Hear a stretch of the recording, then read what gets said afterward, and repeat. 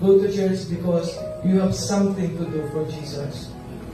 Pumunta ka ng church kasi gusto mong pumunta ng church para ma-meet ang Panginoon, mapasalamatan ng Panginoon, mapapurihan, maibalik mo yung buhay na meron ka ngayon na galing sa Panginoon.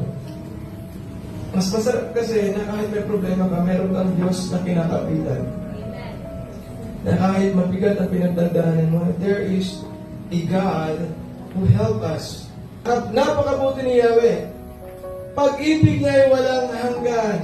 Ang pag-ibig niya ay tunay, labing tapat, kailanman. Si Lord ay hindi nauubusan ng pag-ibig sa iyo. At ang pag-ibig ng Diyos ay hindi yan sala sa init, sala sa lamig. Ang pag-ibig ng Diyos ay alam mo yun, yung kahit anong season of life mo, the love of God is so powerful to touch you, so powerful to convince you. The power of God, the love of God, the power of love of God will touch you. At pag hinipo ka ng pag-ibig ng Diyos, yun ang magiging motivation mo to serve Him.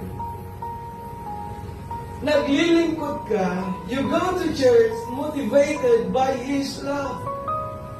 Not by the love of others, but by the love of God.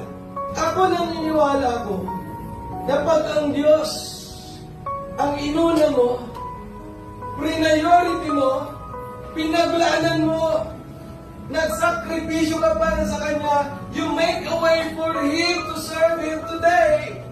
In God also will do something in your life. Amen. Ganun ang Diyos na nakilala ko. Ganun ang Diyos na pinaglilingkuran natin ngayon.